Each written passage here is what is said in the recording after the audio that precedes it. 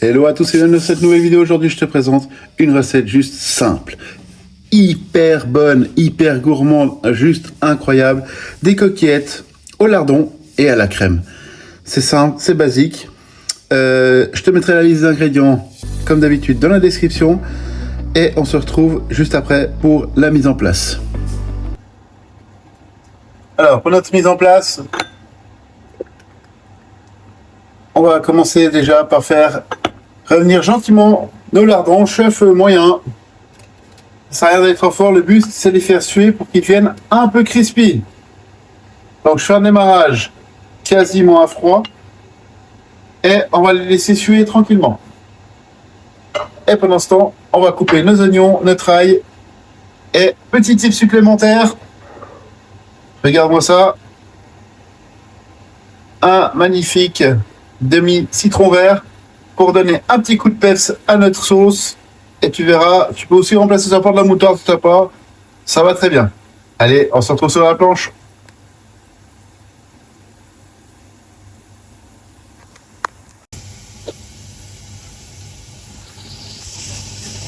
Alors, pour notre mise en place, c'est simple. On va émincer. Alors, moi, j'aime bien que ce soit pas trop gros. Ma fille aussi.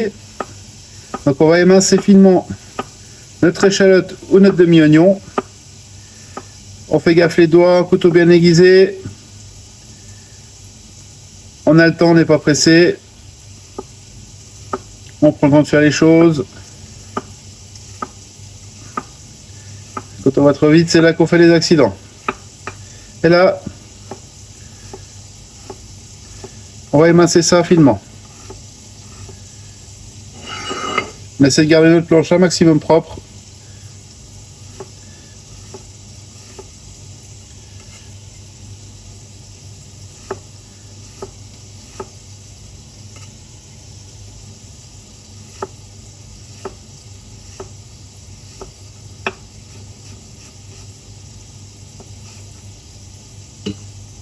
Notre oignon, c'est fait. Ensuite, on va passer à notre ail.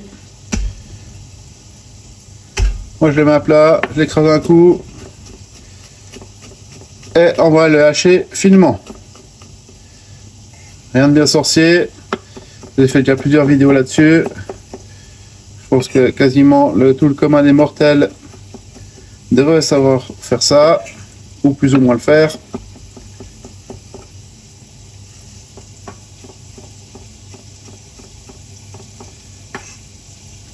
Après, vous pouvez le laisser plus gros ou faire en lamelles, ça va très bien aussi. Moi, pour cette recette, j'aimerais qu'il soit assez fin. Donc, on prend le temps. On va hacher tout ça. Comme d'habitude, hein, couteau qui est bien tranchant, comme pour l'oignon. Pas besoin d'aller vite. Et là, c'est la taille que j'ai envie. Et là, on réserve ça de côté. Et notre mise en place est faite. Allez les amis, là on voit que ça commence à griller. Je vais ajouter mon oignon.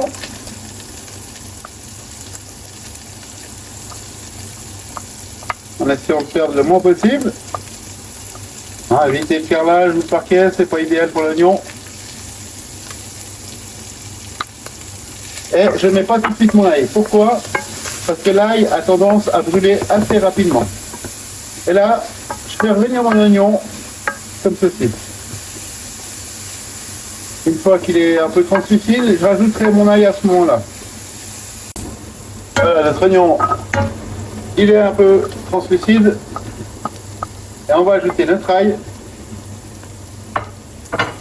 On va également mettre 3-4 tours de moulin à poivre. À votre goût, bien sûr. Moi, j'aime bien avoir le bon coup de poivre. Une petite pincée de sel, faites attention, ça dépendra de vos lardons. S'ils sont fumés, ils seront un peu plus salés. Et là, vous voyez, il y a tous ces sucres délicieux au fond. Alors, ça, c'est ma petite méthode perso. Je vais presser mon citron. Et là, deux solutions. Pour ceux qui aiment, on met l'équivalent de 2 cuillères à soupe de vin blanc. Pour tous ceux qui ne veulent pas boire d'alcool, etc., vous faites tout pareil avec de l'eau. Et là, on va décoller les sucres au fond. On voit que ça nous fait déjà un début de sauce un petit peu coloré, d'un joli teint bien noisette. Et là, ce qu'on va y faire, on va y ajouter la crème.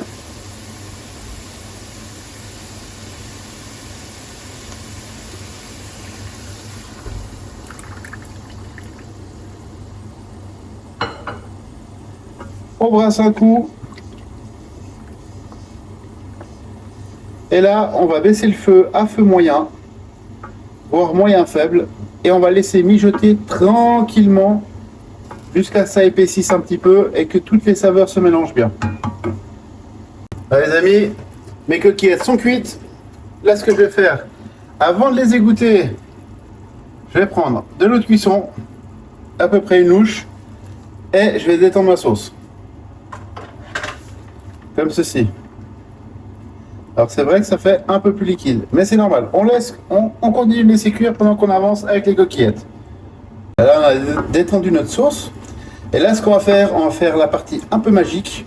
C'est-à-dire, je vais aller chercher une bonne noisette de beurre.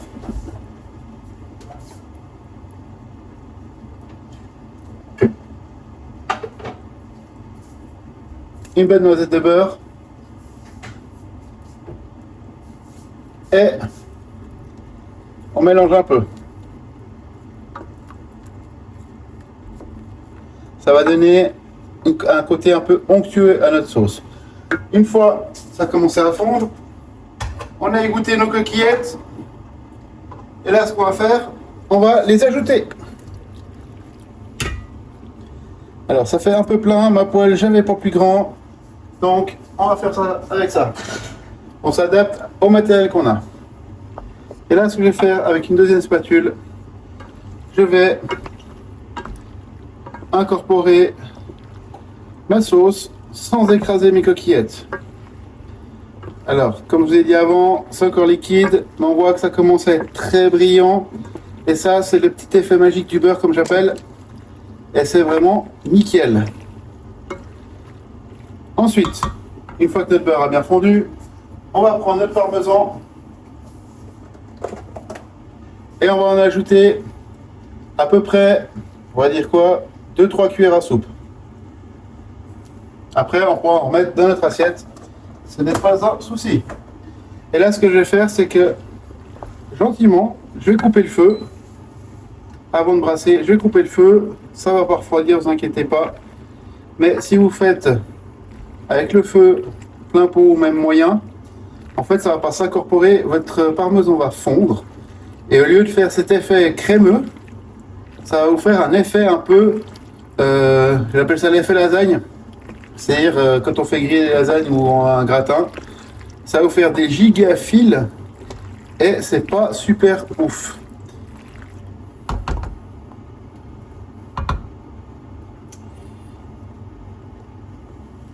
La recette elle est prête, on va la mettre dans une assiette et terminer cette vidéo qui est juste géniale.